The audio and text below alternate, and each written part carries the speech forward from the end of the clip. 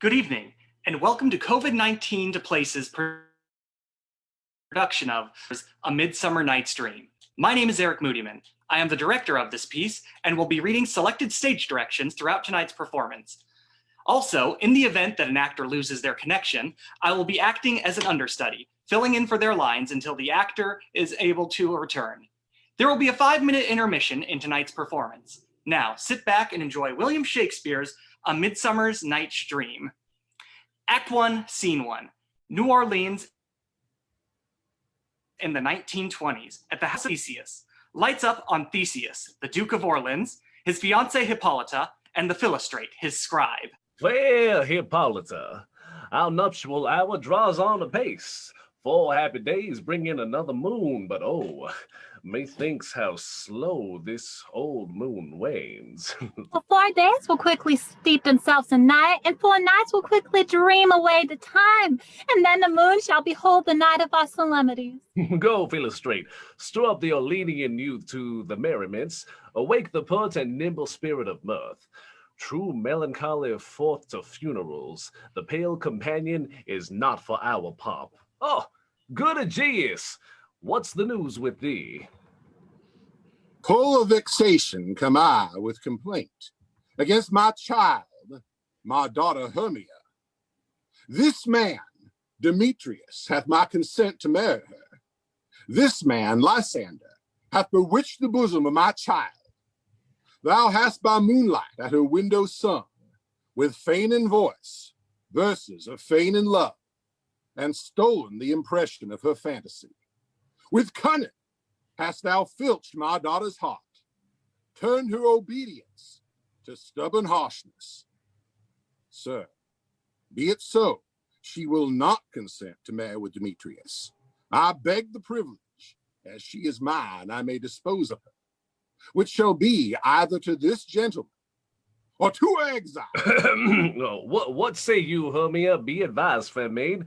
Demetrius is a worthy gentleman. So is Lysander. In himself he is, but in this kind, wanting your father's voice, the other must be held the worthier. I do entreat your grace to pardon me, but I beseech your grace that I may know the worst that may befall me in this case if I refuse to wed Demetrius. Either to exile till death, or to abjure the forever society of men.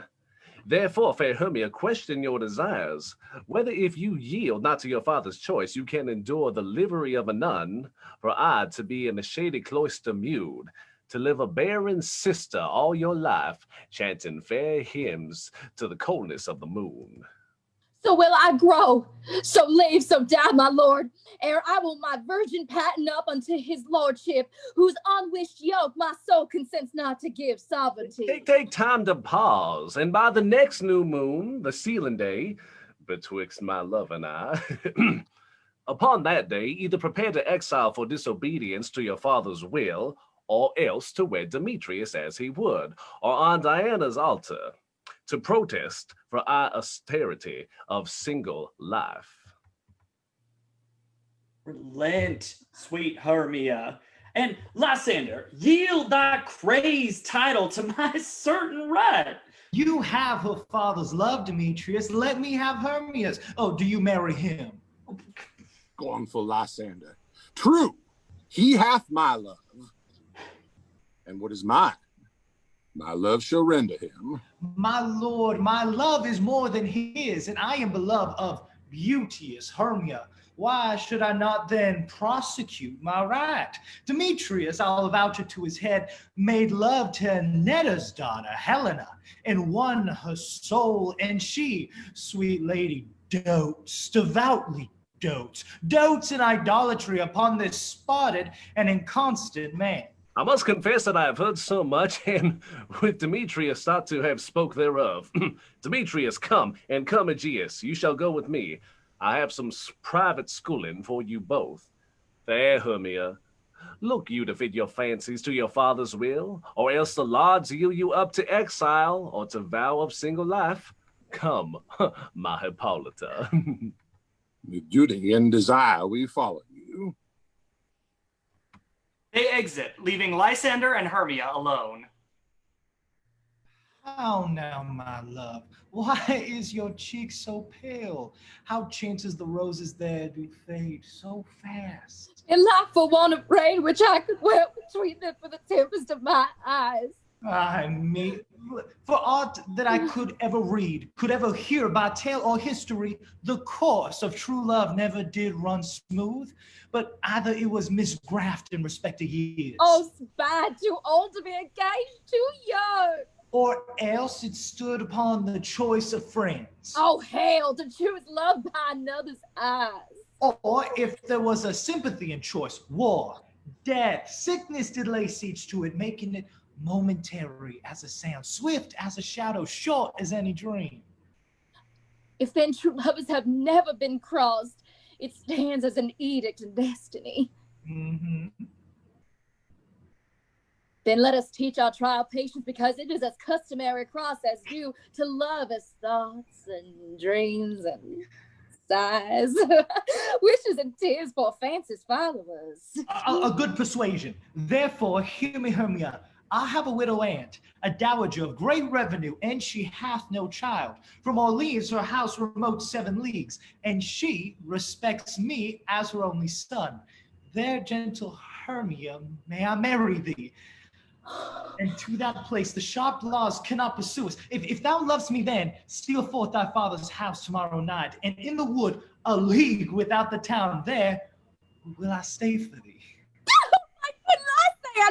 I swear to thee by Cupid's strongest bow, by his best arrow with the golden head, by all the vows that ever man have broke, in number more than ever man or ever woman spoke, in that same place that thou hast appointed me, tomorrow truly will I meet with thee. Oh, keep promise, dog. Look, here comes Helena. Oh, Godspeed, fair Helena, whither away? Call you me fair? That fair again unsay. Demetrius loves your fair, oh happy fair. Your eyes are lodestars, your tongue sweet air, more tunable than lark to shepherd's ear. When wheat turns green, when hawthorn buds appear. Sickness is catching, oh, were favor so. Yours I would catch, fair Hermia, ere I go. My ear should catch your voice, my eye, your eye. My tongue should catch your tongue's sweet melody. Were the world mine, Demetrius being baited, the rest I'd give to be to you translated.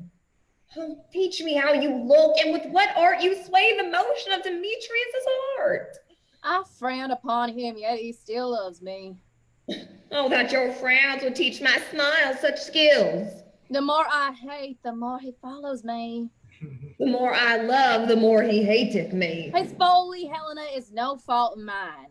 None but your beauty, would that fault were mine. Oh, take comfort, he no more shall see my face. Lysander and myself will fly this place. Helen, to you our minds we will unfold. Tomorrow night, when Phoebe doth behold her silver visage in the watery glass, decking with liquid pearl the bladed grass, a time that lovers' flights doth still conceal, through Orleans gates we have devised to steal. And in the wood where often you and I upon faint primrose beds were wont to lie, emptying our bosoms of their sweet counsel, there my Lysander and myself shall meet. Farewell, sweet playfellow, pray thou for us, and good luck grant thee thy Demetrius. Lysander and Hermia exit, leaving Helena alone with her thoughts. How happy some more other some can be. Through Orleans I am thought as fair as she. But what of that? Demetrius thinks not so. He will not know what all but he do know. And as he errs, doting on Hermia's eyes, so I admiring of his qualities. Love looks not with the eyes, but with the mind. And therefore is winged Cupid painted blind. For ere Demetrius looked on Hermia's eye, he hailed down some oaths that he was only mine. And when this did hail some heat from Hermia felt, so he dissolved, and showers of oaths did melt. I will go tell him of fair Hermia's flight. Then to the wood will he tomorrow night pursue her. And for this intelligence, if I have thanks, it is a dear expense. But herein I meant to enrich my pain, to have his sight thither and back again. The lights fade to black as we transition to an empty plaza in another part of Orleans. We are joined by Quince, Snug, Bottom, Flute, Snout, and Starveling, a group of vaudeville performers looking for work. Is all our company here? You were best to call them generally, man by man, according to the script. Here's the scroll of every man's name which is thought fit through all of Orleans to be in our play, to be in our interlude before the Duke and Duchess on his wedding day at night. First, good Peter Quince, say what the play treats on, then read the names of the actors, and so grow to a point. Mary, our play is the most lamentable comedy and most cruel death of Pyramus and Thisbe. Very good piece of work, I assure you, and merry. Now, good Peter Quince, call forth your actors by the scroll. Answer as I call you. Nick Bottom. Ready! Name what part I am for and proceed. You, Nick Bottom, must sit down for Pyramus. And what is Pyramus? A lover or a tyrant? It's a lover that kills himself most gallant for love. That will ask some tears in the true performing of it. If I do, let the audience look to their eyes. I will move storms. I will condole in some measure. To the rest, yet my chief humor is more for a tyrant. I could play Hercules rarely, or to a part to tear a cat in twain to make all split. The raging rocks, the shivering shocks shall break the locks of prison gates. Yes, thank you. Yes, thank you all. Thank you. That was lofty. Now, go ahead and name the rest of the players. Francis Flute. Here, Peter Quince. Flute, you must take Thisbe on you. What is Thisbe, a wandering knight? Is the lady Pyramus must love. Nay, faith, let me not play a woman. I have a beard coming. Oh, that's all one. You shall play it in a mask, and you may speak as small as you will. And I may hide my face. Let me play Thisbe too. I'll speak in a monstrous little voice. Thisbe, oi, Pyramus lover dear, Thisbe dear, thy lady dear. No. You must play Pyramus, and Flute, you Thisbe. Well, proceed. Robin Starveling. Here, Peter Quince. Robin Starveling, you must play Thisbe's mother, Tom Snout. Yeah, Peter Quince. You Pyramus's father, and myself Thisbe's father. Snug the joiner. You the lion's part, and I hope here is a play fitted. Have you the lion's part written? Pray you, if it be, give it me, for I am slow of study. You may do it extempore, for it's nothing but roaring. Let me play the lion too. I will roar that I will do any man's heart good to hear me. I will roar that I may make the Duke say, oh, let him roar again. Let him roar again. And you shall do it too terribly, that you would fright the Duchess and the ladies, that they would shriek, and that were enough to hang us all. You can play no part but Pyramus, for Pyramus is a sweet-faced man. A proper man as one shall see on a summer's day. A most lovely, gentleman-like man. Therefore you must needs play Pyramus. Well, I will undertake it. All right. Here are your parts, and I am to entreat you, request you, and desire you to come them by tomorrow night. Meet me in the Palace Wood, a mile without tow. There will we rehearse. For if we meet in the city, we shall be dogged with company, and our devices known. In the meantime, I shall draw up a list of properties such as our play wants. I pray you, fail me not. We will meet, and there we may rehearse most obscenely and courageously. Take pains. Be perfect. Adieu. We leave behind the city of Orleans and instead enter the magical enchanted woods on the outskirts of town. Two fairies enter, known as Peace Blossom and Cobweb. On the other side of the stage enters Puck, a mischievous and fun-loving sprite. How now, spirits, whither wander you? We serve the fairy queen to dew her orbs upon the green. We must go seek some dewdrops here, and hang a pearl in each cowslip's ear. Farewell, thou lob of spirits, all be gone. Our queen and all our elves come here anon. The king doth keep his rebels here tonight. Take heed the queen not come within his sight. For Oberon is passing, fell and wrath, because that she as her attendant hath a lovely boy stolen from noble king. She never had so sweet a changeling, and jealous Oberon would have the child, knight of his train, to trace the forces wild. But she, perforce, withholds the loved boy, crowns him with flowers, and makes him all her joy. And now they never meet in grove or green, by fountain clear or spangled starlight sheen. Either I mistake your shape in making quite, or else you are that shrewd and knavish sprite called Robin Goodfellow. Are not you he? That frights the maidens of the villagery, those that hobgoblin call you, and sweet Puck. You do their work, and they shall have good luck. Thou speakest aright. I am that merry wanderer of the night. I jest to Oberon and make him smile, when a fat and bean-fed horse beguile, neighing in likeness of a filly foal. And sometime I look in a gossip's bowl in the very likeness of a roasted crab. And when she drinks, against her lips I bob, and on her withered dewlap pour the ale. The wisest aunt, telling the saddest tale, sometime for a 3-foot stool mistaketh me. Then I slip from her bum, and down topples she. And Taylor cries and falls into a cough, when the whole choir hold their hips and laugh, and waxen in their mirth and knees, and swear, oh, a merrier hour never was wasted there. But room, fairy, here comes Oberon. And here our mistress, would that he were gone.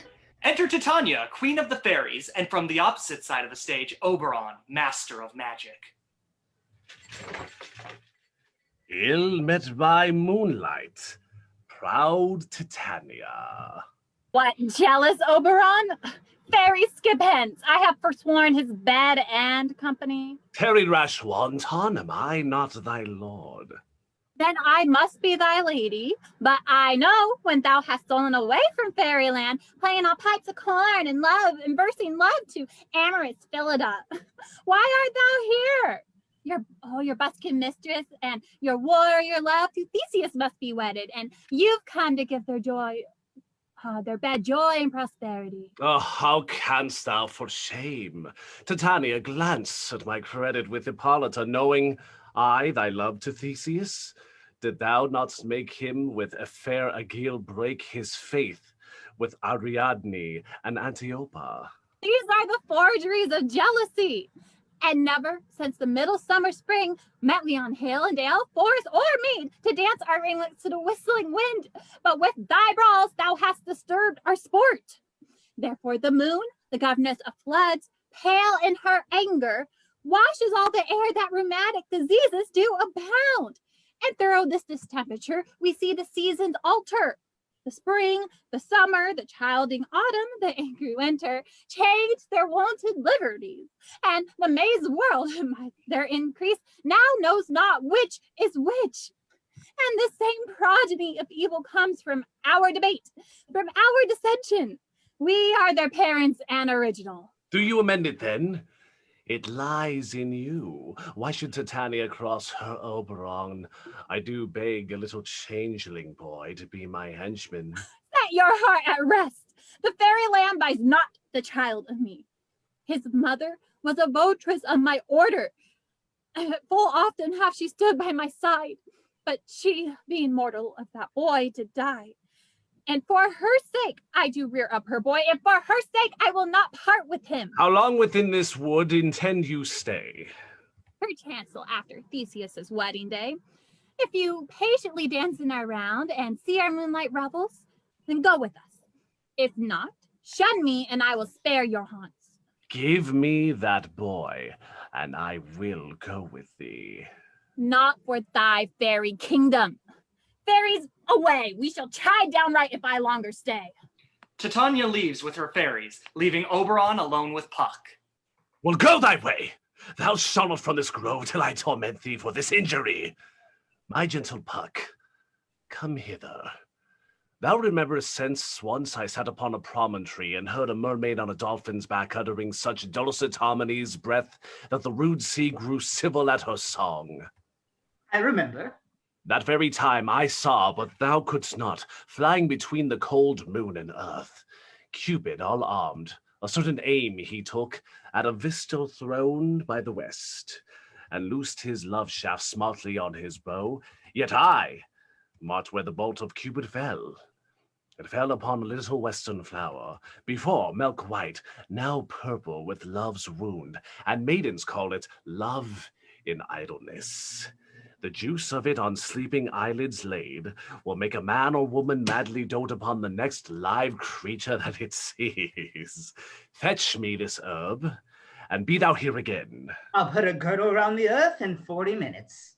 Having once this juice, I'll watch Titania when she is asleep, and drop the liquor of it in her eyes. The next thing when she wakes look upon, be it lion, bear, or wolf, or bull, she shall pursue it with the soul of love. And ere I take this charm from off her sight, I'll make her render up her page to me. Who comes here? I am invisible, and I will overhear their conference. I love thee not, therefore pursue me not. Now, where is Lysander and fair Hermia? Thou toldst me they were stolen unto this wood, and here am I, and woed within this wood, because I cannot meet my Hermia.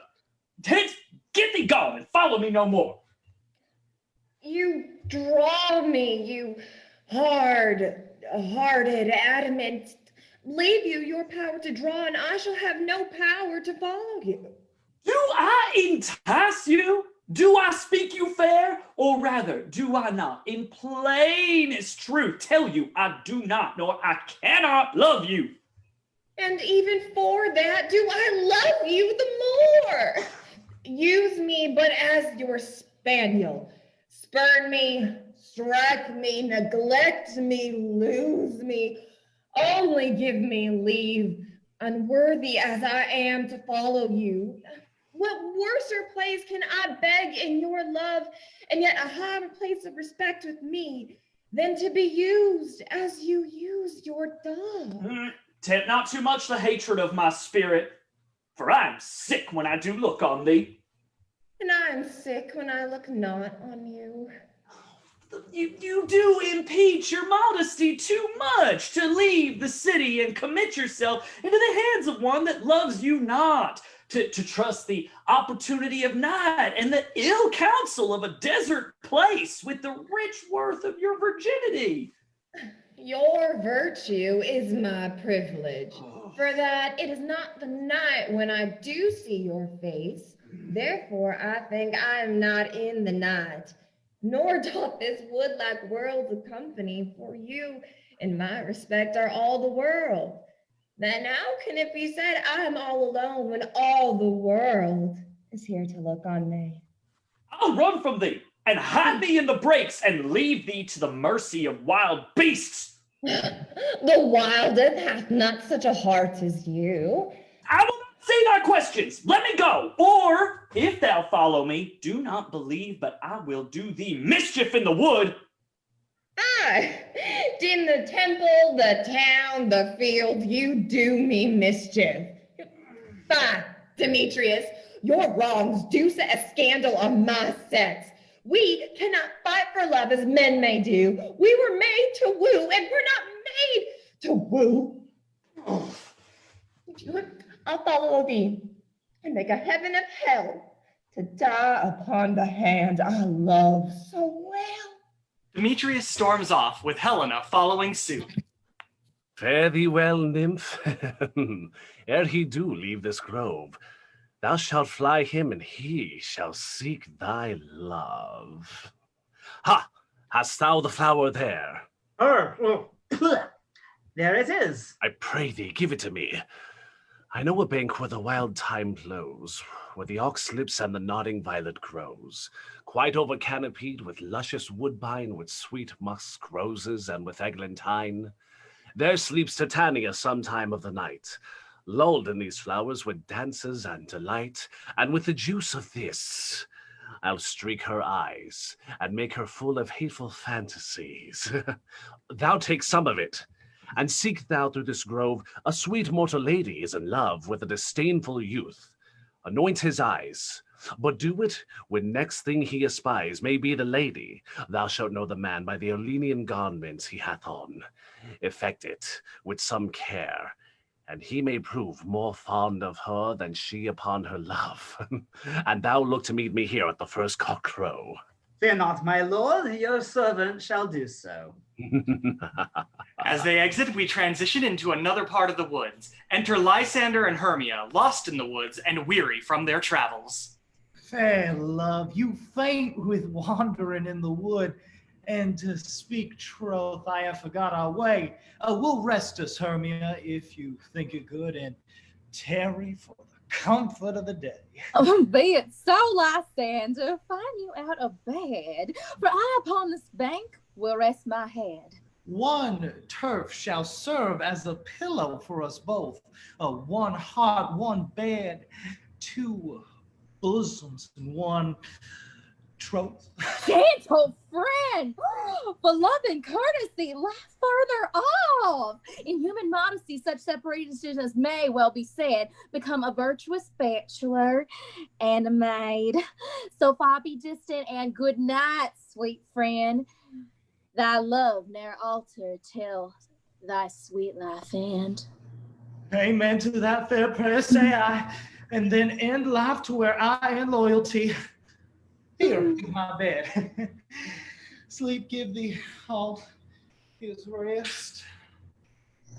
Through the forest I have gone, but Orlenian found I none, upon whose eyes I might approve this flower's force in stirring love. Night and silence. Who's here? Wheat of Athens he doth wear. This is he my master said despised the Orlenian maid. And here the maiden sleeping sound upon the dank and dirty ground near this lackluster, this kill courtesy. Curl, upon thine eyes I throw all the power this charm doth owe. When thou awakest, let love forbid sleep his seat on thine eyelid. And so awake when I am gone, for now I must to Oberon. Nay, though thou kill me, sweet Demetrius. I charge thee hence, and do not haunt me thus. Oh, wilt thou, duckling, leave me? Do not so. Stay on thy peril. I alone will go. I'm out of breath in this fond chase. The more my prayer, the lesser is my grace. Happy is Hermia, wherever so she lies, for she hath blessed and attractive eyes. No, I am as ugly as a bear, for beasts that meet me run away for fear. What wicked and dissembling glass of mine made me compare with Hermia's fiery eyes? But who is here? Lysander, on the ground, dead or asleep. I see no blood or no wounds. Lysander, if you live, good sir, awake.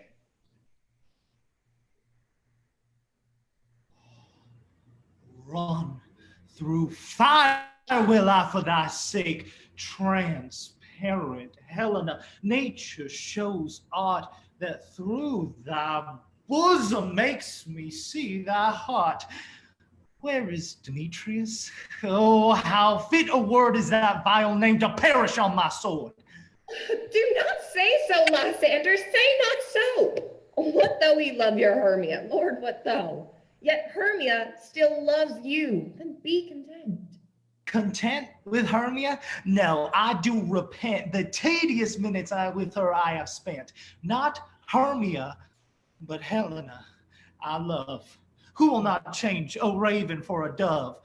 The will of man is by his reason swayed, and reason say that you are the worthier maid. Wherefore was I to this king mockery born? What? When at your hands did I deserve this scorn? Is it not enough, young man, that I did never know, nor never can deserve a sweet look from Demetrius's eye?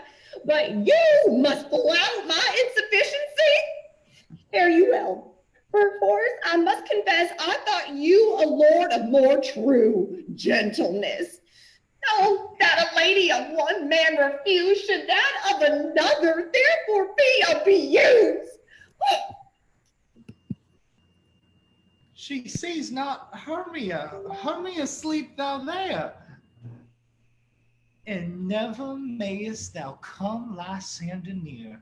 For as surfeit of the sweetest things the deepest loathing to the stomach brings, or as to heresies that men do leave are hated most of those they did deceive, so thou, my surfeit and my heresy of all be hated, but the most of me, and all my powers address your love might to honor Helen and to be her knight. Help me, Lysander! Help me! Do thy blessed pluck this crawling serpent from my breast. Ah, me, for pity. What was a dream was here.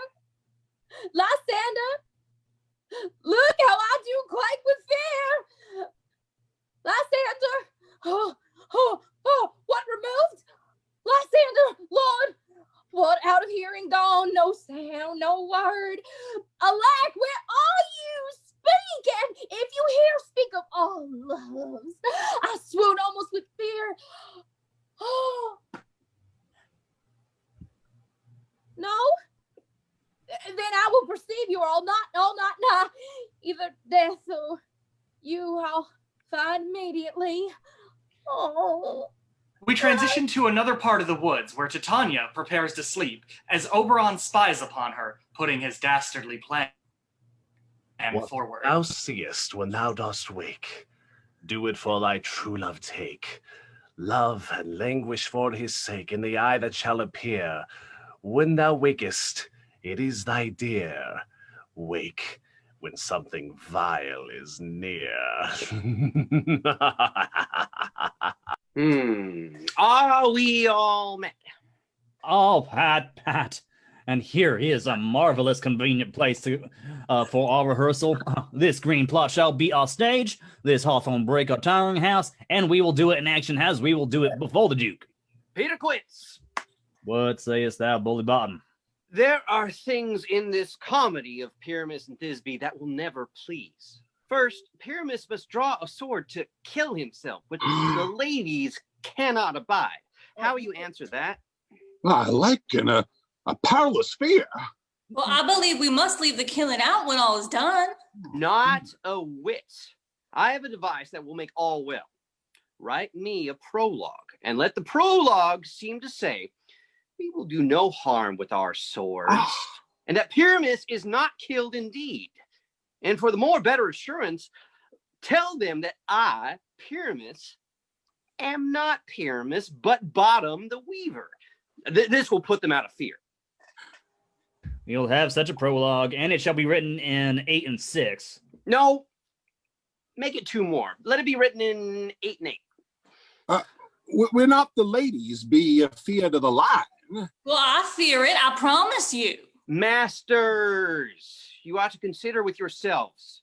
To bring a lion among ladies is a most dreadful thing, for there is not a more fearful wild fowl than your lion living.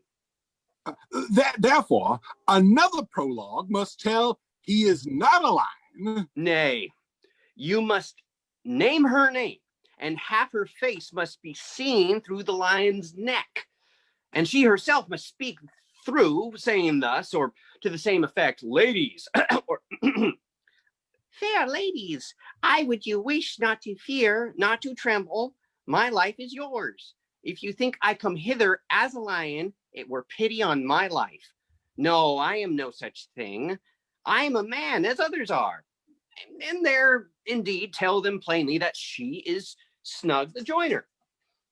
Well, it shall be so. But there are 2 hard things. That is to bring the moonlight into a chamber, for you know Pyramus and Thisbe meet by moonlight. Doth the moon shine the night we play our play? Yes. Why then, may you leave a casement of the great chamber window where we play open, and the moon may shine in the casement. Aye. or else one must come in with a bush of thorns and a lanthorn and say he comes to present the person of moonshine. Then there is another.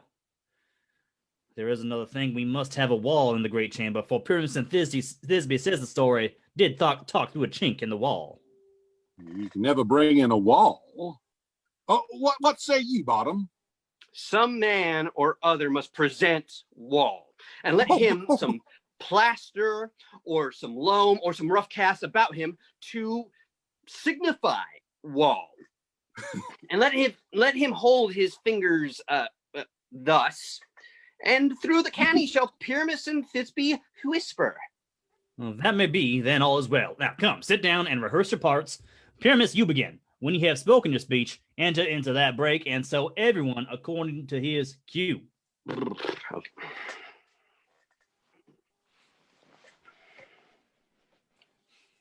What heaven homespuns have we here? So near to the cradle of the fairy queen. What's a play toward? I'll be an auditor, an actor too, perhaps, if I see cause. Now speak, Pyramus. Thisbe, stand forth. Thisbe, the flowers of odious Saviour's sweets. Odors. Odious Saviour's sweets. So hath thy breath, my dearest Thisbe dear. But hark, a voice, stay thou but here a while, and by I will to thee appear. Stranger Pyramus than ever played here. Must I speak now? Mary, you must, for you must understand, he goes but to see a noise that he heard, and is to come again. Most radiant Pyramus, most lily white of hue, as truest horse that yet would never tire, I'll meet thee, Pyramus, in Ninny's tomb. Ninny's tomb, man. Why, you must not speak that yet. That you answer to Pyramus. You speak all your part at once, cues and all. Pyramus, enter. Your cue is past. It is never tire. Oh, as truest horse that yet would never tire. And if I were fair Thisbe, I were only thine. Oh, monstrous. Oh, strange, we are haunted. Pray masters, fly masters, help! Why do they run away? This is knavery of some of them to make me afeard. Oh, Bottom, thou art changed. What do I see on thee? What do you see? You see an ass head of your own, do you? Bless thee, Bottom, bless thee. Thou art translated. Follow you. I'll lead you about around through bog, through bush, through brake, through briar. Sometime a horse I'll be, sometime a hound, a hog, a headless bear, sometime a fire. I see their knavery to make an ass out of me, to frighten me if they could.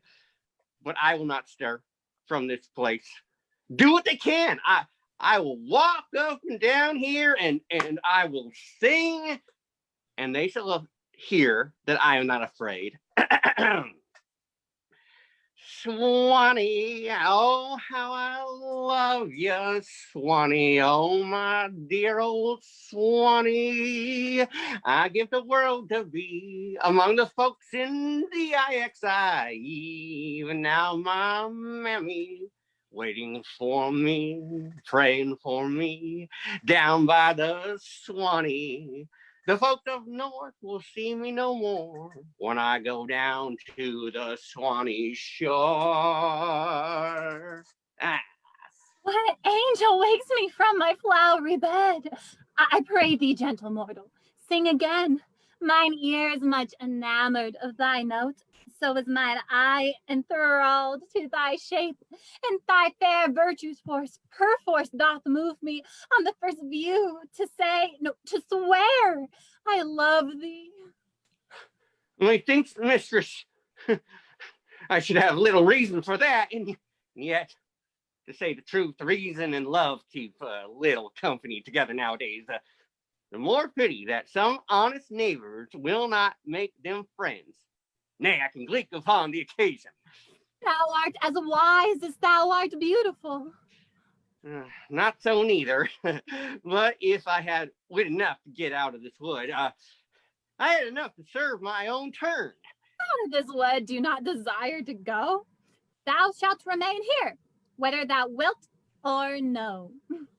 I am a spirit of no common rate. The summer still doth depend upon my state. And I do love thee, so therefore go with me.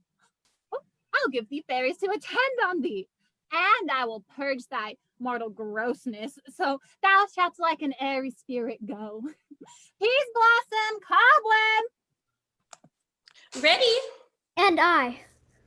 Be kind and courteous to this gentleman. Hop in his walks and gamble in his eyes. Feed him with apricots and dewberries, and pluck the wings from painted butterflies to fan the moonbeams from his sleeping eyes. Nod to him, elves, and do him courtesies. Hail, mortal, hail! Come, wait upon him. Lead him to my bower. The moon, methinks, looks with a watery eye, and when she weeps, weeps every little flower, lamenting some enforced chastity. Tie up my love's tongue and bring him silently. Ladies and gentlemen, there will now be a 5-minute intermission. Please stay tuned for Act 2 of Midsummer Night's Dream. Ladies and gentlemen, welcome back as we present Act 2 of Midsummer Night's Dream. Our play resumes in another part of the woods as Oberon awaits a report from his servant, Puck. I wonder if Titania be awake. Then what it was that next came into her eye when she must dote upon in extremity. Here comes my messenger. How now, mad spirit? What night rule now about this haunted grove? My mistress with a monster is in love. Near to her close and consecrated bower, while she was in her dull and sleeping hour, a crew of patches, rude mechanicals that work for bread upon Orleanian stalls, were met together to rehearse a play intended for great Theseus's nuptial day. The shallowest thick skin of that barren sort who, Pyramus presented in their sport, forsook his scene and entered in a break, when I did him a disadvantage take, an ass's no life fixed on his head.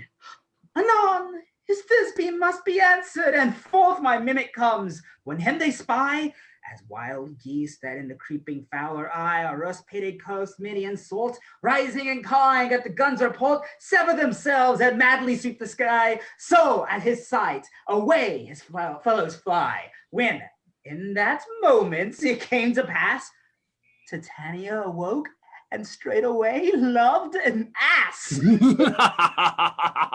This falls out better than I could devise. But hast thou yet latched the Orleanian's eyes with the love juice, as I bid thee do? I took him sleeping. This is finished too. And the Orleanian woman by his side, that when he waked, of force she must be eyed. Stand close. This is the same Orleanian. This is the woman, but that's not the man. Oh, I rebuke you, him that loves you so. Lay breath so bitter on your bitter foe. Now I but child, but I should use thee worse, for thou, I fear, hast given me cause to curse. If thou hast slain Lysander in his sleeping, or shoes in blood, plunge in the deep, and kill me too. This thought was not so true to the day as he to me, when he has stolen away. It cannot be, but thou hast murdered him. So should a murderer look so dead, so grim. So should the murdered look, and so should I, pierce through the heart with your stern cruelty. Yet you, the murderer, look as bright, as clear as yonder Venus in her shimmering sphere. Out, dog, out, cur. Hast thou slain him then? Henceforth be never numbered among men. Oh, once tell truth, but for my sake. Durst thou have looked upon him being awake, and hast thou killed him sleeping? Oh, brave Tudge could not have a warmint how to do so much. You spend your passion on a misprized mood. I am not guilty of Lysander's blood, nor is he dead, for aught that I can tell. I pray thee then, tell me that he is well. And if I could, what should I get there for? No, a privilege. Oh, God! Never to see me more, and from that hated presence pot I sow, see me no more, whether he be dead or no. No! No! There is no following her in this fierce vein. Here, therefore, for a while I will remain. So sorrow's heaviness doth heavier grow, for death that bankrupt sleep doth sorrow, oh, which how in some slight measure it will pay.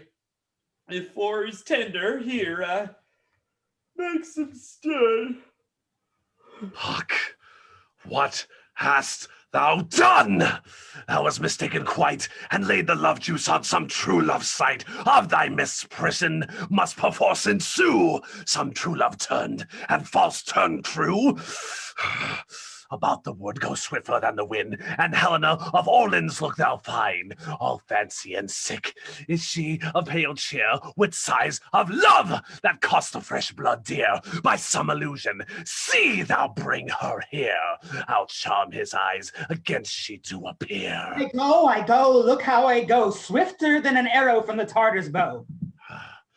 Flower of this purple dye, hit with Cupid's archery, sink in the apple of his eye.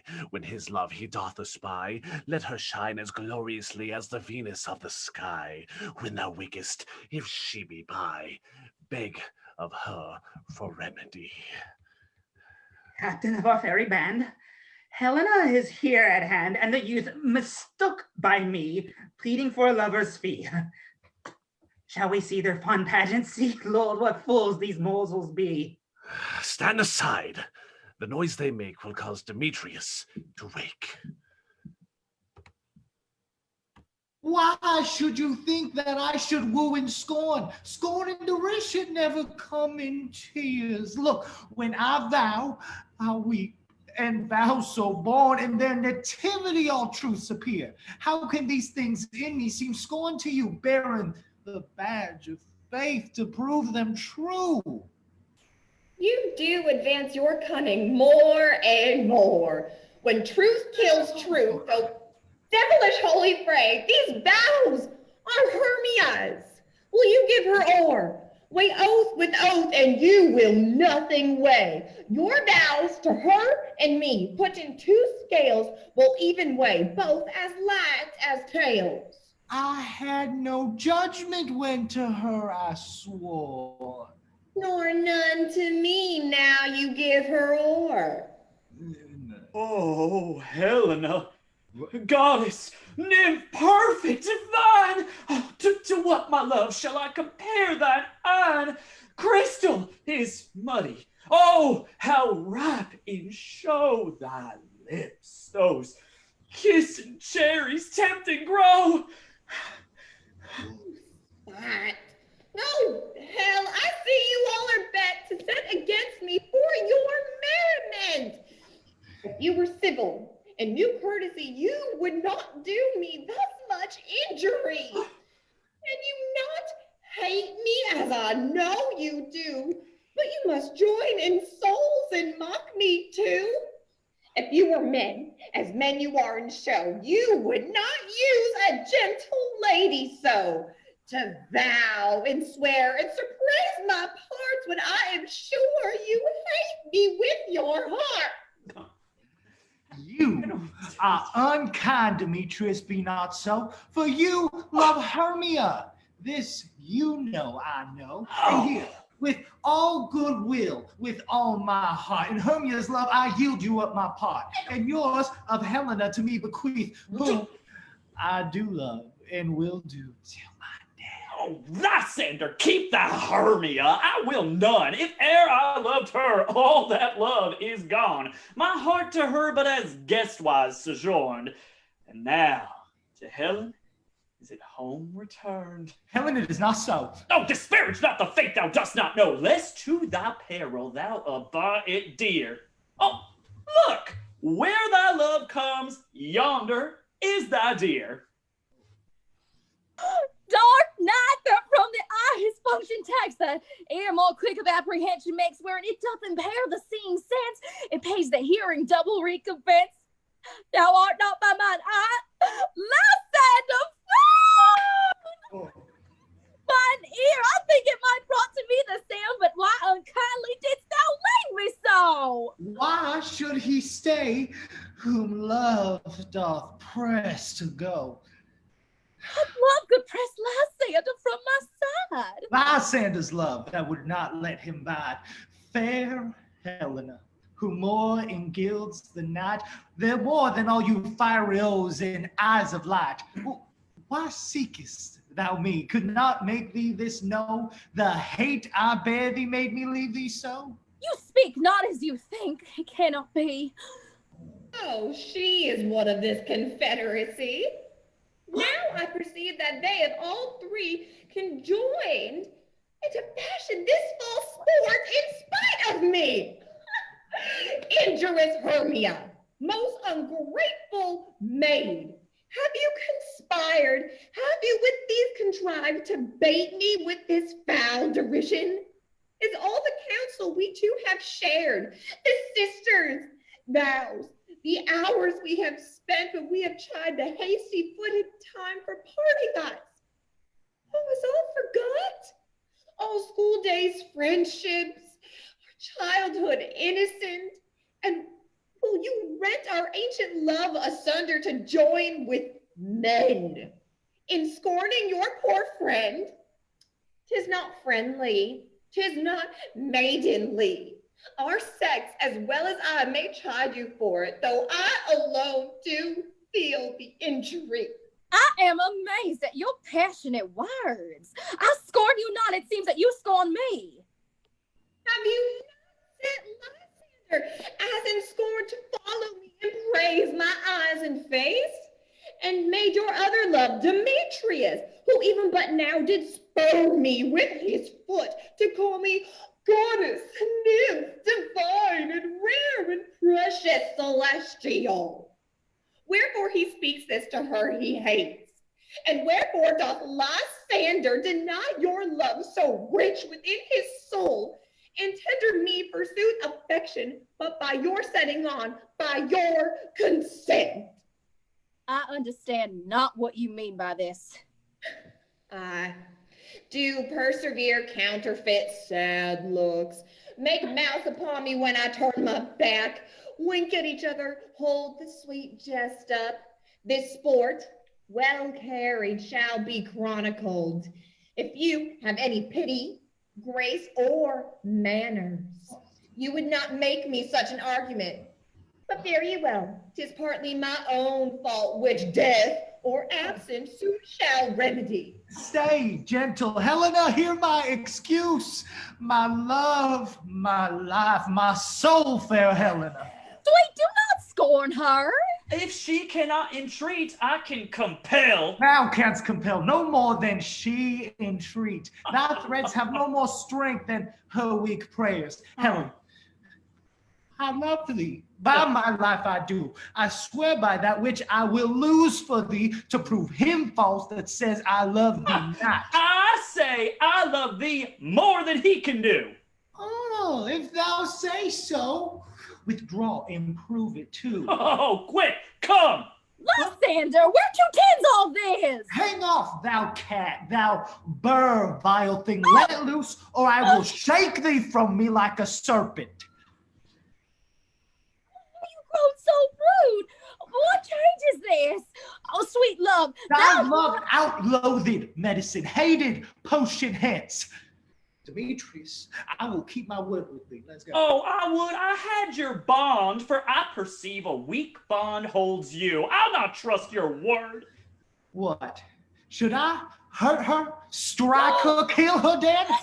Although I hate her, I will not harm her so. Hate me?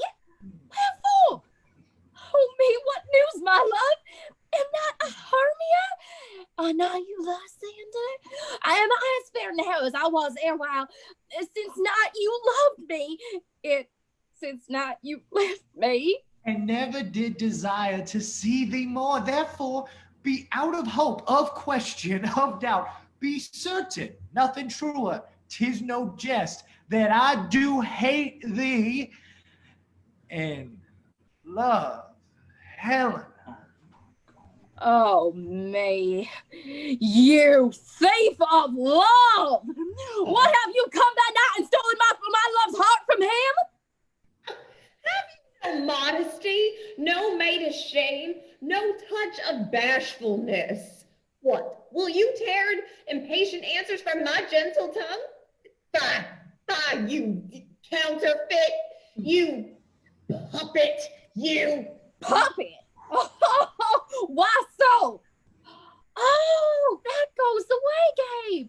Now I perceive that she hath made compare between all statures. She hath urged her height, and with her height she hath prevailed with him. And are you grown so high in his esteem because I am so dwarfish and so low? How low am I, thou painted maypole? Speak, how low am I? I am not yet so low that my nails can reach into thine eye. Oh, no, Whoa. Wait, you! No, you mock me, gentlemen! Let her not hurt me! I was never cursed. I have no gift at all in trueness. I am a right maid for my cowardice. Let her like me. You may think because she is something lower than myself that I can match her. Good Hermia, not be so bitter with me.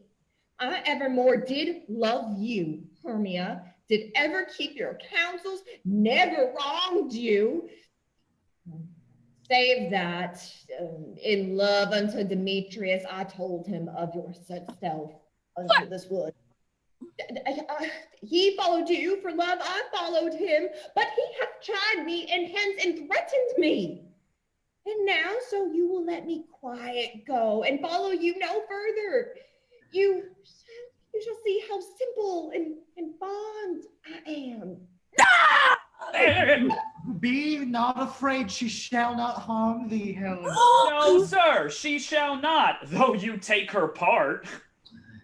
When she's angry, she is keen and shrewd. She was a vixen when we went to school, and though she be but little, she is fierce. Little again? Nothing but low and little? Why will you suffer her to flout me thus? Let me come to her! Get you gone, you dwarf, you minimus of hindering knockbrass maid, you bead, you acorn. You are too officious in her behalf that scorns your services. Let her alone. Speak not of Helena. Take not her part, for if thou dost intend, thou shalt abide it. Now follow, if thou darest to try whose right of thine or mine is most in Helena.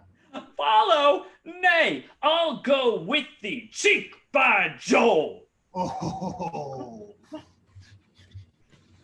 You mistress, all this coil is long of you. Nay, go not back. I will not trust you. I no longer will stay in your cursed company. Your hands and mine are quicker for a fray. My legs are longer, though, to run away. Don't. No! I am amazed and don't know what to say. This is thy negligence. Still, thou mistakest, or else committest thy knaveries willfully. Oh, King of Shadows, I mistook. Did not you tell me I should know the man by the Armenian garments he had on? And so far blameless proves my enterprise that I have anointed an Armenian's eyes. And I am so far glad I had so did swords. As their jingling I esteem a sport. Thou seest the lovers seek a place to fight. Hie therefore, Robin. Overcast the night. Thou starry well can cover anon with drooping fog as black as Achernon. and lead these testy rivals so astray, as one come not within another's way, till over their brows death counterfeiting sleep. With laden legs and batty wings thou doth creep, then crush this herb into Lysander's eye, whose liquor hath with virtuous property to take from hence all error with his might, and make his eyeballs roll with wanton sight. When next they wake, all of this derision shall seem but a fruitless vision, and back to Olin shall the lovers wend, with league whose date shall death shall never end. Whilst I in this affair do the employ, I'll to my queen, and beg her the noble boy, and then I will her charmed eye release from this monster's view, and all things shall be peace. Notwithstanding haste, make no delay. We may effect this business yet ere delay. I will lead them up and down. I am feared and filled in town. Goblin, lead them up and down. Oh, here comes one. Where art thou, proud Demetrius? Speak thou now. Here, villain, drawn and ready. Where art thou? I will be with thee straight. Follow me then to plainer ground. Oh. Lysander, speak again, thou runaway, thou coward! Art thou fled? Come, recreant, come, thou child. I'll whip thee with a rod. He is the file that draws a sword on thee. Yea, art thou there? Follow my voice. We'll try to make no manhood here. The villain is much lighter of heel than I. I followed fast, but faster he did fly. That fallen am I in dark, uneven way. In here I'll rest me. Come, thou gentle day, for if but one thou show me thy gray light, I'll find Demetrius and revenge my spite. Ho, ho, coward! Why comest thou not? Thou runst before me, stripped in every place, and darest not stand nor look me in the face. Where art thou now? Come hither, I'm here. Nay then, thou mockst me. Thou shalt buy this dear if ever I see thy face by daylight. Now go thy way. Faintness constraineth me to measure out my length on this cold bed. By day's approach, look to be visited. Oh, weary night. Oh, long and tedious night. Abate thy hour. Shine comfort from the east that I may back to Orleans by daylight.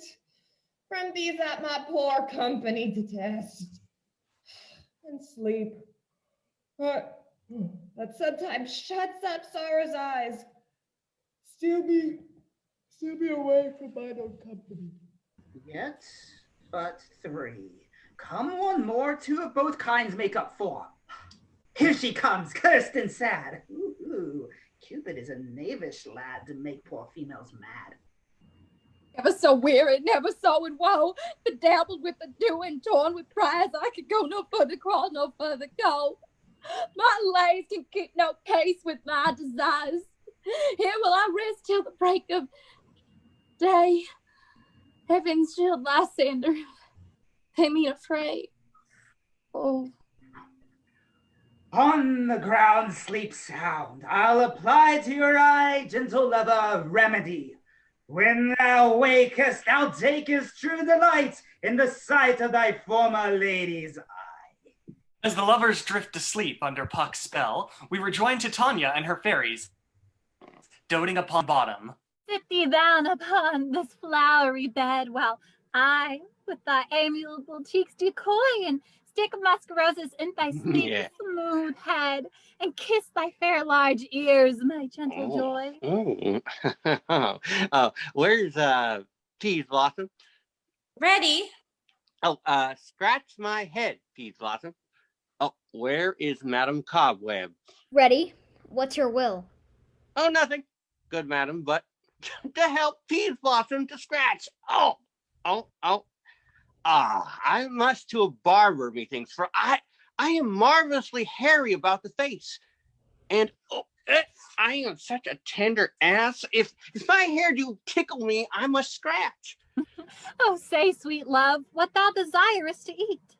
Truly, a peck of provender. I could munch your good dry oats.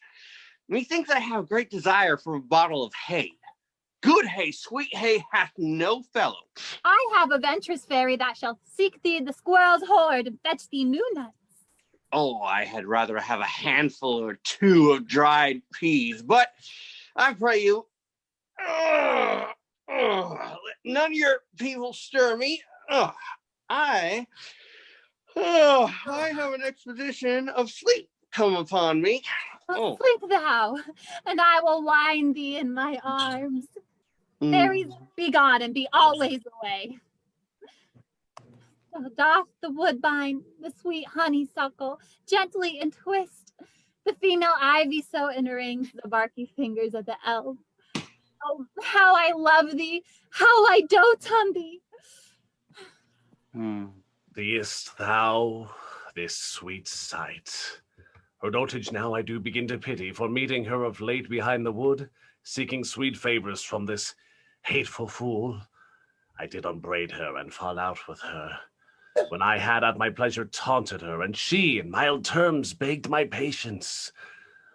I then did ask of her the changeling child, which straight she gave me, and her fairy sent her to bear him in my bower in fairyland. And now have I the boy. I will undo this hateful perfection of her eyes. And gentle Puck, take this transformed scalp from off the head of this Olenian swain, that he, awaking when the other do, may all to Olins, back to repair. And think no more of this night's accidents, but as a fierce vexation of a dream. But first, I will release the fairy queen. Be as thou wast wont to be. See as thou wast wont to see. Dian's bud o'er Cupid's flower hath such force and blessed power. Now, my Titania, wake you, my sweet queen. My Oberon, what visions have I seen? Methought I was enamored of an ass. There lies your love. Well, how came these things to pass? Oh, how my eyes do loathe his visage now. Shh, silence a while. Robin, take off this head. Now, when thou wakest with thine own fool's eyes peep. Come, my queen, take hands with me, and walk the ground whereon these sleepers be. Now thou and I are in amity, and will tomorrow midnight solemnly dance in Duke Theseus' house triumphantly, and bless it to all fair prosperity. Very king, attend and mark, I do hear the morning lark.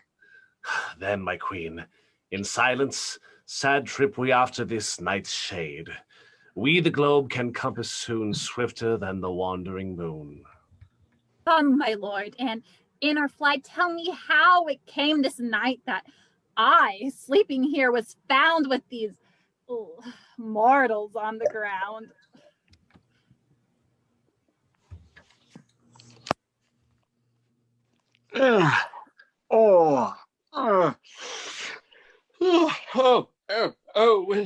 When my cue comes, call me, and I will.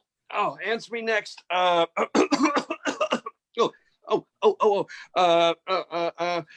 Most stupendous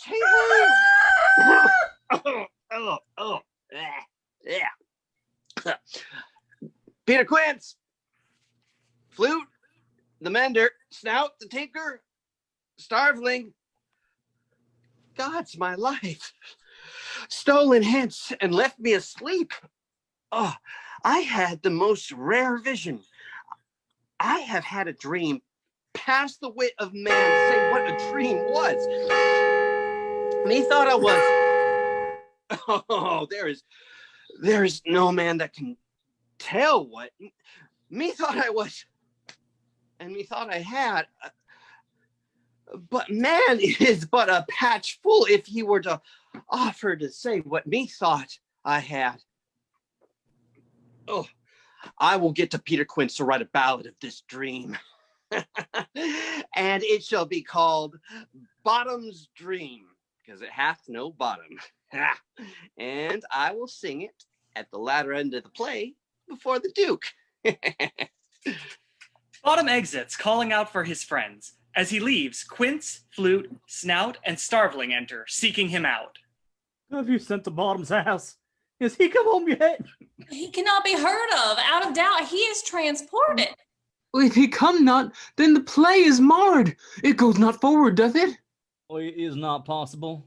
You have not a man in all Orleans able to discharge Pyramus, but he. No, he is simply the best wit of any handicraft man in Orleans. Masters, the Duke is coming from the temple, and there's 2 or 3 lords and ladies more married. If our sport had gone forward, we had all been made men.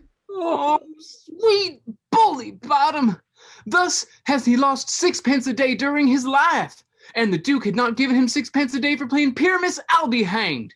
He would have deserved it. 6 pence a day in Pyramus or nothing.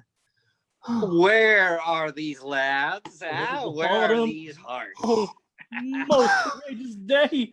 Oh, most happy hour. Masters, I am to discourse wonders, but ask me not what. For if I tell you, I am no true Orlesian. Let us hear, sweet Bottom. Not a word of me. Get your apparel together. Good strings to your beards. New ribbons to your pumps. Meet presently at the palace. Every man look over his part. For the short and the long is, our play is preferred. In any case, let Thisbe have clean linen, and let not him that plays the lion pare his nails, for they shall hang o'er the lion's claws.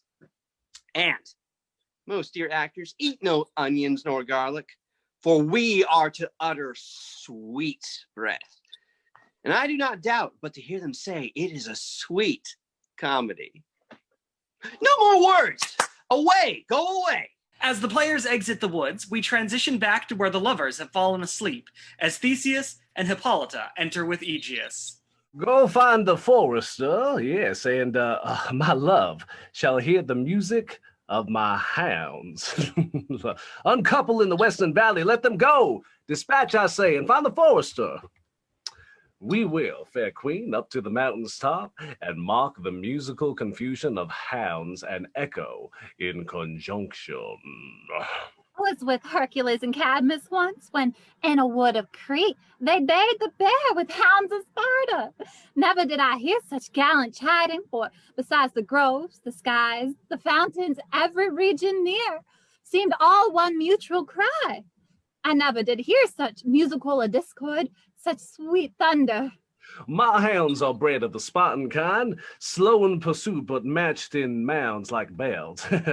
Judge when you near, but soft, what nymphs are these? My lord, this is my daughter here asleep. And this Lysander, this Demetrius is, this Helena, Nada's Helena. I wonder they're being here together. No doubt they rose up early to observe the rite of May. And herein our intent. Here came in grace of our solemnity. But speak, Aegeus, is this not the day that Hermia should give the answer of her choice? It is, my lord. Well, good morrow, friends. St. Valentine is past. Begin these word birds, but to couple now. Pardon, my lord? I pray you all stand up, stand up. I know you two are rival enemies, but how come this gentle concord in the world, that hatred is so far from jealousy, to sleep by hate and fear no enmity? My lord, I shall reply amazedly, half sleep, half waken, but as of yet, I swear I cannot truly say how I came here. But as I think, I came with Hermia hither. Our intent is to be gone from Orleans, where we might, without peril the law, be... Enough, my lord, you have enough. I beg the law upon his head. They would have stolen away, they would, Demetrius, thereby to have defeated you and me. You of your wife, and me of my consent that she should be your wife. My lord, fair Helen told me of their stealth, of this their purpose hither to this wood, and I in fury hither followed them. Fair Helena in fancy following me. But, my good lord, I what not by what power, but by some power it is, my love to Hermia melted as the snow seems to me now. And all the faith, the virtue of my heart, the object and the pleasure of mine eye is only Helena. To her, my lord, was I betrothed ere I saw Hermia, but lacking sickness, did I loathe this food, but as in health, come to my natural taste.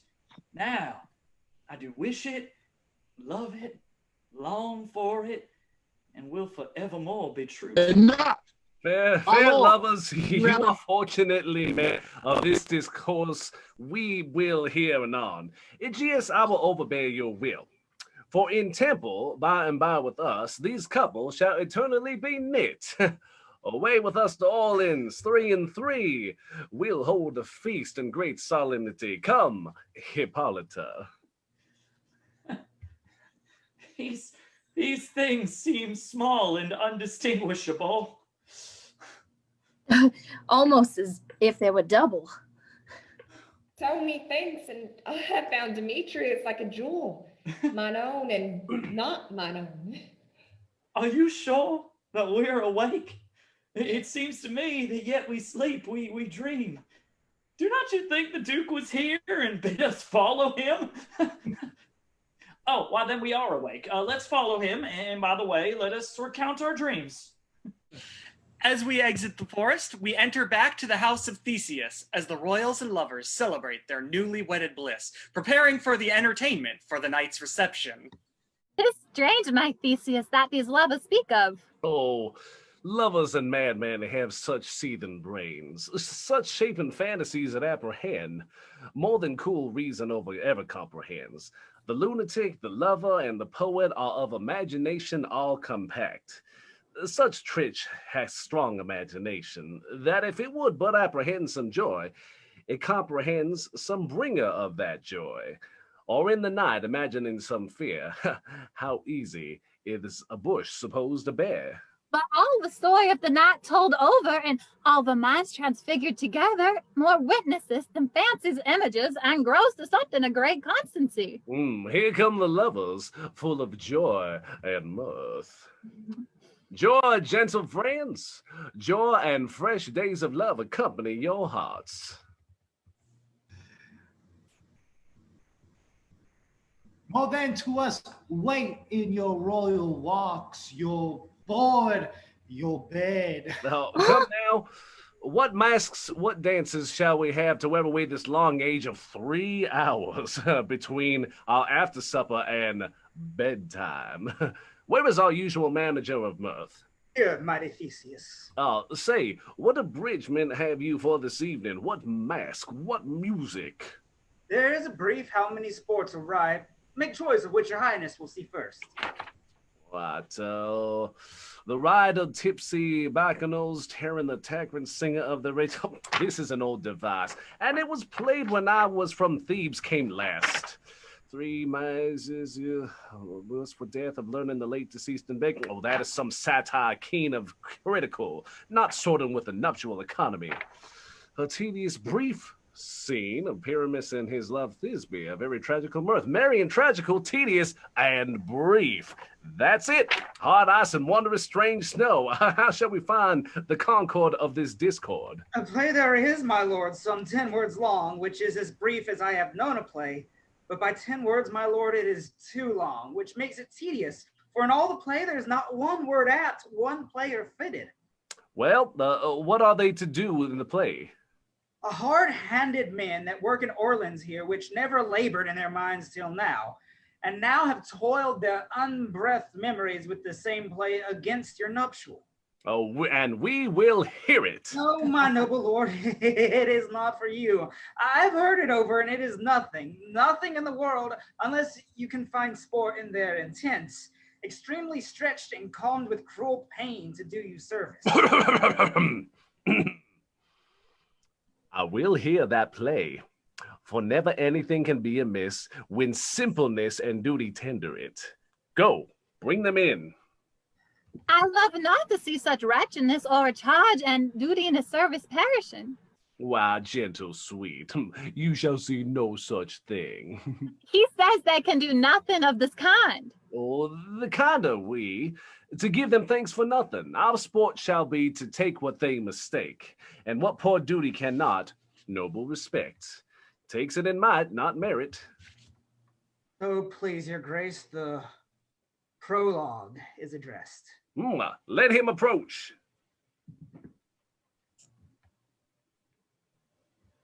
Gentles, perchance you wonder at the show, but wonder on till truth make all things plain. This man is Pyramus, if you know. This beauteous lady, Thisbe is certain. This man with lime and rough cast doth present wall, that vile wall which did these lovers sunder, and through wall's chink, per souls they are consent to whisper at the witch, let no man wonder. This man with lanthorn, dog, and bush of thorn presenteth moonshine, for if you will know, by moonshine did these lovers think no scorn to meet at Ninus' tomb, there to woo. This grisly beast, her which lion hight by name, the trusty Thisbe coming first by night, did scare away, or rather did affright. And with as she fled, her mantle she did fall, which lion vile with bloody mouth did sain. Anon come Pyramus, sweet youth and tall, and find his trusty Thisbe's mantle slain, whereat with bloody blameful blade, he bravely broached his boiling bloody breast, and Thisbe, tearing in mulberry shade, his dagger drew, and died. For all the rest, let lion, moonshine, wall, then lovers twain, at large discourse, while here they do remain. I wonder if the lion be to speak. No wonder, my lord. One lion may when many asses do. In this same interlude, it doth befall that I, one Snout by name, present a wall, and such a wall as I would have you think that had in it a crannied hole or chink, through which the lovers, Pyramus and Thisbe, did whisper often, very secretly. This loam, this rough cast, and this stone doth show that I am that same wall. The truth is so. And this the cranny is, right and sinister, through which the fearful lovers are to whisper. Oh, grim-looked night, oh, night with hue so black, oh, night which ever art when day is not, oh, night, alack, alack, alack. I fear my Thisbe's promise is forgot, and thou, oh wall, oh sweet, oh lovely wall, that standest between her father's ground and mine, thou wall, oh sweet, lovely wall, show me thy chink to blink through with mine eye. Okay, there we are. Thanks, courteous wall. Jove shield thee well for this. But what see I? No Thisbe do I see. O wicked wall, thou whom I see no bliss.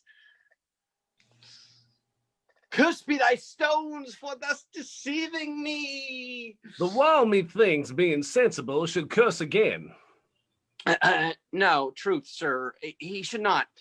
Deceiving me is Thisbe's cue. She is to enter now, and I am to spy on her through the wall. You shall see. It will fall pat as I told you. Yonder, here she comes. O wall, full often hast thou heard my moans, for parting my for Pyramus and me. My cherry lips have often kissed thy stones with lime and hair knit upon thee. I see a voice. Now will I to the chink, to spy that I can hear my Thisbe's face. Thisbe. My love thou art, my love, I think.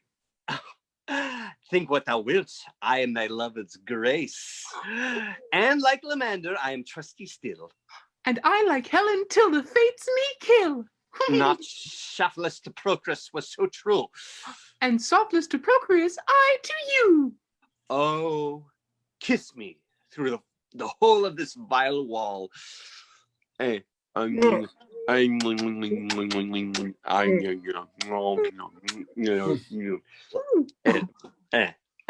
the walls hole, not your lips at all. Wilt thy ninny's tomb meet me straight away? Tide life, tide death, I come without delay. Thus have I, wall, my part discharged so, and being done, thus wall away doth go. Now is the mural down between the two neighbors. No remedy, my lord, when walls are so willful to hear without warning. This is the silliest stuff that I ever heard. The best in this kind are but shadows, and the worst are no worse if imagination amend them. It must be your imagination then and not theirs. If we imagine no worse for them than they themselves, then they may pass for excellent men. Here comes two noble beasts in a man and a lion. You, ladies, you whose gentle hearts do fear the smallest monstrous mouse that creeps on the floor, may now perchance both quake and tremble here, when lion rough and wildest rage doth roar. Then know that I, once snug the joiner, am a lion fell, nor else no lion's dam. For if I should, as lion, come in strife into this place, 'twere pity on my life. A very gentle beast of a good conscience. The very best of the beast, my lord, that e'er I saw. This lanthorn doth the horn moon present. Oh, he should have worn the horns on his head. He is no crescent, his horns are invisible within the circumference. This lanthorn doth the horn moon present. Myself, the man in the moon, do seem to be. This is the greatest error of all the rest. The man should be put into the lanthorn. How else is it the man in the moon? I am aweary of this moon. Would he would change. It appears by in this small light of direction he is in the wane, but yet in courtesy and all reason we must stay the time. All that I have to say is to tell you that the lanthorn is the moon, I the man in the moon, this thorn bush my thorn bush, and this dog my dog. Why, all these should be in the lanthorn, for all these are in the moon. Oh, but silence, here comes Thisbe. This is old Ninny's tomb. Where's my love? Oh! Roar! Ah! Well roared, lion. And well run, Thisbe. Well shown, moon. Truly, the moon shines with a good grace. Sweet moon, I thank thee for thy sunny beams. I thank thee, moon, for shining now so bright. For thy, by the gracious, golden, glittering gleams, I trust to take of truest Thisbe's sight. But stay, oh, spite, but mark, poor knight, what dreadful dole is here? Eyes, what do you see? How can it be? Oh, dainty duck, oh dear, thy mantle good, what, stained with blood? Approach these furies fell, oh fates, come, come, cut thy thread and thrum, quail, crush, quake, conclude, and quell. Oh, wherefore, nature, didst thou lion frame, since lion vile hath here deflowered my dear, which is, no, which was, dearest dame that lived, that loved, that liked, that looked with cheer. Come tears, come tears, confound, outsword, and wound to the pap to Pyramus. I left thy pap where heart doth hop, and thus I die. thus. Oh. Now I am dead. Now I am fled. My soul is in the sky. Tongue, lose thy lights. Moon, take thy flight. Moon, take thy flight. Moon, take thy flight. Oh, sorry. Thus now I die, die, die, die, die, die. With the help of the surgeon, he might yet recover. All chance Moonshine is gone before Thisbe comes back and finds her lover. Well, she will find him by starlight. Here she comes, and her passion ends the play. Methinks she should not use a long one for such a Pyramus. I hope she will be brief. Asleep, my love? What, dead, my dove? Oh, Pyramus, arise! Speak, speak! Quite dumb. Dead? Dead! A tomb must cover thy sweet eyes. These my lips, this cherry nose, these yellow cowslip cheeks are gone! Lovers, make moan! His eyes were green as leeks. Oh, sisters three, come to me with hands as pale as milk. Lay them in gore, since you have shore with shears his thread of silk. Come, trusty sword, tongue, not a word. Come blade my breast in brew. Ah!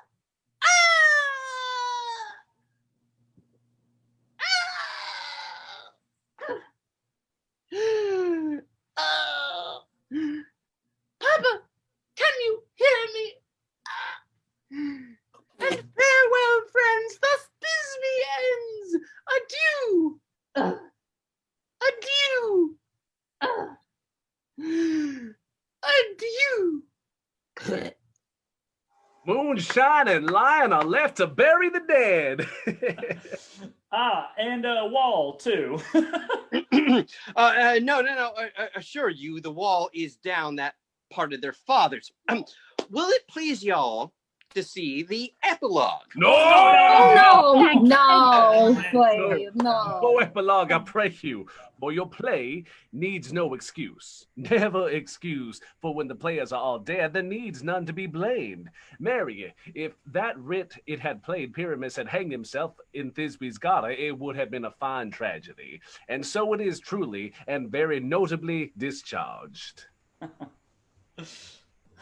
The iron tongue of midnight hath told 12 lovers. To bed, 'tis almost fairy time. I fear we shall outsleep the coming morn. And, much as we this night have overwatched this palpable gross play, hath well beguiled the heavy gaint of night. Sweet friends, to bed. A fortnight hold with solemnity in nightly reveals and new jollity. As the newlyweds leave to celebrate their marriage, Puck appears for one final speech to the audience. If we shadows have offended, think but this, and all is mended, that you have but slumbered here while these visions did appear. And if this weak and idle theme, no more yielding but a dream, gentles, do not reprehend. If you pardon, we will mend. And as I am an honest Puck, if we have unearned luck now to escape the serpent's tongue, we will make amends ere long, else the Puck a liar call. So good night unto you all. Give me your hands if we be friends, and Robin shall make amends. The lights fade to black as our show comes to an end. Ladies and gentlemen, thank you for joining us for tonight's production of A Midsummer Night's Dream. Our cast for the night was... Hi, I'm Ellie Smallwood, and I played Snug the Lion and Cobweb the Fairy. Hi, I'm Kirsten, and I played Starveling and Peas Blossom. Hi, I'm Mark, and I played Aegeus and Snout. Hello, I'm Max, and I played Flute and Thisbe. I am Adam, and I played Peter Quince. Hi, I'm Patrick, and I played Nick Bottom. Hi, I'm Caitlin May Shepherd, and I play Helena. BJ, and I played Demetrius. I'm Scott Rydelsky, and I played Lysander. Chelsea, and I played Hermia. I'm Mark. I played Puck. Hi, I'm Alana Harnack, and I played Titania and Hippolyta. Hello, I am Michael Ornelis, and I played Oberon and Theseus. My name is Eric Moodyman. I'm your director, narrator, and understudy for the evening. We hope you enjoyed tonight's performance. I would like to take just a moment to say that at around our intermission time, unfortunately, we found out the passing of Chadwick Boseman. He is someone who has inspired a lot of people, and I know a lot of us look up to him personally. So I would like to say that as the cast, we have personally dedicated tonight's performance to the memory of Chadwick Boseman. Wakanda forever. Thank you for joining us tonight, and please continue to look out for future productions of COVID-19 to Places. Thank you.